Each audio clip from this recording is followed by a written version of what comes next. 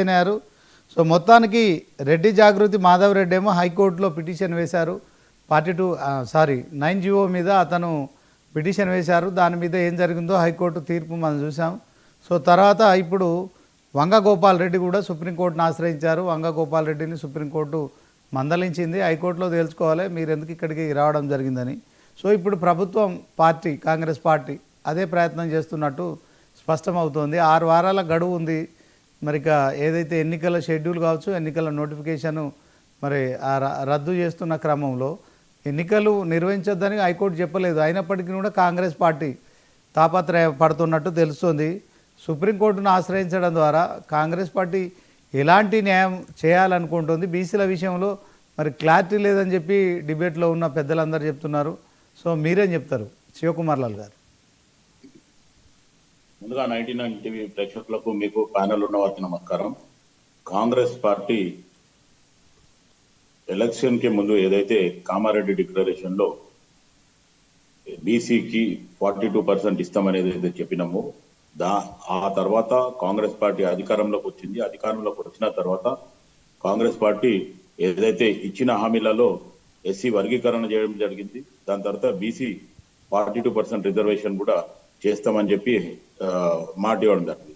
దాని ప్రక్రియనే మొత్తానికి అసెంబ్లీలో బిల్లు పెట్టి మొత్తానికి ఆల్ పార్టీస్ ని ఇన్వైట్ చేసి అందరితో పాటు బిల్ పాస్ చేయడం జరిగింది. అది గవర్నర్ దగ్గర పంపించడం, గవర్నర్ దగ్గర పెండింగ్ ఉందనేది మనందరికీ కూడా తెలుసు.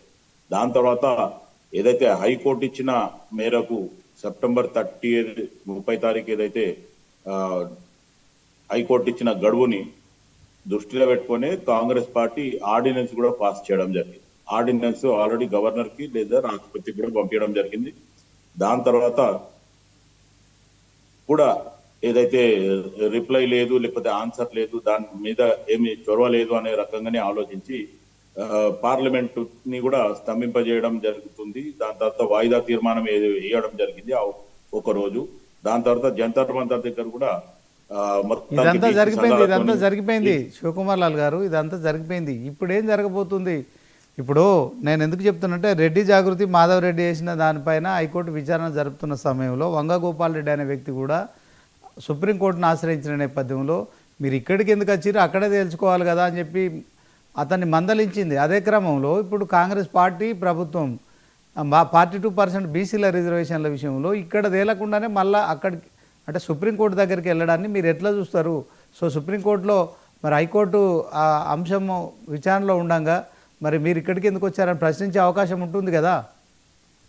అదే అంటే శ్రీనివాస్ గారు, నేను అదే చెప్తున్నా. ఎందుకంటే ప్రధానమంత్రిని కలవాలి, లేకపోతే రాష్ట్రపతిని కలిసేది ఉండే అనేది ఇప్పుడు ఆచార్య గారు కూడా మాట్లాడింది నేను విన్నాను. అయితే నేనేమంటున్నానంటే ఆల్రెడీ వాయిదా తీర్మానం చేయమని చెప్పి ప్రెజర్ చేస్తే కూడా ఇటు ఢిల్లీలోనేమో ఎవరు రారు, గల్లీల మట్టుకు అందరూ బిల్లు మీద ఆమోదం తెలుపుతారు.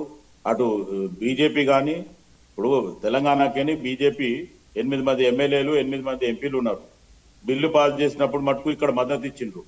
కానీ అక్కడ పోయిన తర్వాత మద్దతుకి కానీ మేము మా సంఘీభావం కూడా తెలపలేదు అనేది నేను చెప్పేది. తర్వాత బీఆర్ఎస్ అయితే ఇక్కడ ఓకే అది అయిపోయింది, అది కూడా అయిపోయింది. శివకుమార్ లాల్ గారు అది కూడా అయిపోయింది. ఆచార్య గారు ఏమంటున్నారు? శివకుమార్ గారు, ఆచార్య గారు కానీ పల్లె రవికుమార్ గౌడ్ గారు కానీ ఏమంటున్నారంటే మీకు చిత్తశుద్ధి లేదు, నిజాయితీ లేదు, సామాజిక న్యాయం విషయంలో చట్టబద్ధంగా ముందుకెళ్ళడానికి మీరు ఆ ప్రయత్నాలు చేయట్లేదు. సో మీరు చేస్తున్న దాని విషయంలో బీజేపీని బీఆర్ఎస్ను బదనాం చేసే కార్యక్రమం తప్ప మీకు 42% రిజర్వేషన్ల విషయంలో ఇప్పుడు ఆచార్య గారు కూడా చెప్పారు. సీఎం రేవంత్ రెడ్డి గారు ఇప్పటికైనా ఆల్ పార్టీ మీటింగ్ పెట్టండి, మీటింగ్ పెడితే అందరం కలిసి ఢిల్లీకి వెళ్దాం. రవికుమార్ గౌడ్ గారు వీళ్ళందరూ చెప్పేది ఎందుకంటే సో మీరేదో ఈ 2 పార్టీల మీద ఖచ్చితంగా రాజకీయంగా బురద జల్లి రాజకీయ లబ్ధి పొందాలనుకుంటున్నారు, బీసీల ఓట్లు పొందాలనుకుంటున్నారనే ఆరోపణలు చేస్తున్నారు. దానికి ఏం చెప్తారు చెప్పండి? బీజేపీ గాని బీఆర్ఎస్ గాని కాంగ్రెస్ పార్టీ ఆరోపణ చేస్తుందంటే ఈ ఎక్సర్సైజ్ చేయకుండా మాట్లాడుతుండ్రు అంటేనేమో ఆరోపణ చేస్తుండ్రు అనే దానిలో అర్థం ఉంది. కాంగ్రెస్ పార్టీ ముందుకు పోయి చేయడం ఇప్పుడు ఆల్రెడీ ఏదైతే మీరు అన్నట్టు సుప్రీంకోర్టులకు రెడ్డి సంఘం నాయకుడు పోయినప్పుడు ఆ సుప్రీంకోర్టు నుంచి మీరు హైకోర్టుల ముందు తేల్చుకొని రండి అని చెప్పిన తర్వాత కూడా ఆల్రెడీ సుప్రీంకోర్టుకి కూడా మంత్రివర్గం కూడా పోయింది. దాని తర్వాత ఇప్పుడు హైకోర్టులో కూడా మొత్తానికి బీసీ సంఘ నాయకులు కానీ లేకపోతే కాంగ్రెస్ పార్టీ తరఫున ఉన్న వాళ్ళు కూడా ఇంప్లీడ్ అవ్వడం జరిగింది. దాంట్లో పెండింగ్ అయింది. ఇప్పుడు ఏదైతే 9 జీవో మీద ఏదైతే ఇప్పుడు ఈ 4 వారాలు ప్లస్ 2 వారాలు ఏదైతే 1.5 మంత్ ఏదైతే పెండింగ్ ఉందో దాని మీద కాంగ్రెస్ పార్టీ ఇప్పుడు కూడా ఖచ్చితంగా చెప్తుంది, ఎట్టి పరిస్థితుల్లో 42% మీదనే ఎలక్షన్ కి పోతాం. ఏదో ఉన్న పరంగా ఇప్పుడు ఉన్న పాత దీని మీదనే ఎలక్షన్ పోవడానికి కాంగ్రెస్ పార్టీ సత్యంరా అంటుంది. ఎట్టి పరిస్థితుల్లో ముఖ్యమంత్రి రేవంత్ రెడ్డి గారు కానీ మంత్రివర్గంలో కానీ నిర్ణయం జరిగింది. ఎట్టి పరిస్థితుల్లో సుప్రీం కోర్టుకు వెళ్ళి దాని తర్వాతనే అక్కడ నుంచి దీన్ని ఇది స్టేని వేకెట్ చేపించు లేకపోతే ముందుకు పోవడానికి ఆ ప్రక్రియనే చేస్తుంది తప్ప ఏదో బీజేపీనో లేకపోతే బీఆర్ఎస్ నో బద్నాం చేయడానికో లేకపోతే ఏదో మాట అనడానికి కాదు. కాంగ్రెస్ పార్టీ ఏదైతే ఇచ్చిన మాట మీదనే ఆ ప్రక్రియ అంతా పూర్తి చేసింది. అక్కడ బీజేపీ నుండి అటు గవర్నర్ కానీ అటు రాష్ట్రపతి నుంచి కానీ ఏమి రిజల్ట్స్ రాలేదు కాబట్టి ఖచ్చితంగా ఇవన్నీ జరుగుతున్నాయి. ఎట్టి పరిస్థితుల్లో ఒకవేళ బీజేపీ అనుకుంటే ఇప్పుడు ఈ ఈడబ్ల్యూఎస్ కోటాకేమో 10% ఖచ్చితంగా వాళ్ళు అనుకుంటే స్పెషల్ జియో తీసుకొని తెచ్చి ఇది చేస్తారు. కానీ 42% కి ఇవ్వడానికి దానికి అడ్డేంది అనేది ఇప్పుడు 42% అనగానే దాంట్లో ముస్లిం 10% అంటారు. మొత్తానికి అడ్డంకులు చెప్పుకుంటూ పోవడం తప్ప దీన్ని ఖచ్చితంగా ఈ బిల్ ని పాస్ చేద్దాం లేదా బీసీలకు 42% రిజర్వేషన్ కి కాంగ్రెస్ పార్టీ తీసుకొచ్చిన బిల్ ని ఏదైతే అసెంబ్లీలో పాస్ చేసినాం ఇదే ప్రకారంగా పోదామని చెప్పి సెంట్రల్ గవర్నమెంట్ కానీ ఎక్కడ కూడా ఆలోచిస్తలేదు.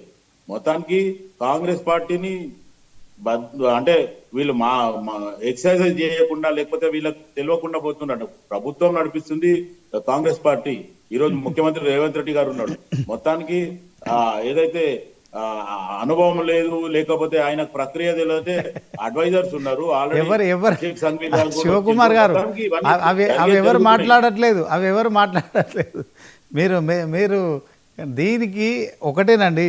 సరే ఒకసారి ఉపేంద్ర గారు ఉన్నారు న్యాయవాది, మరి ఆయన కోర్టుల్లో మరి నిత్యం వాదిస్తున్నాడు. ఉపేంద్ర గారు ఎలా చూస్తారు? హైకోర్టు 6 వారాల గడువు ఉంది, మరి సుప్రీంకోర్టును కాంగ్రెస్ ఆశ్రయిస్తోంది.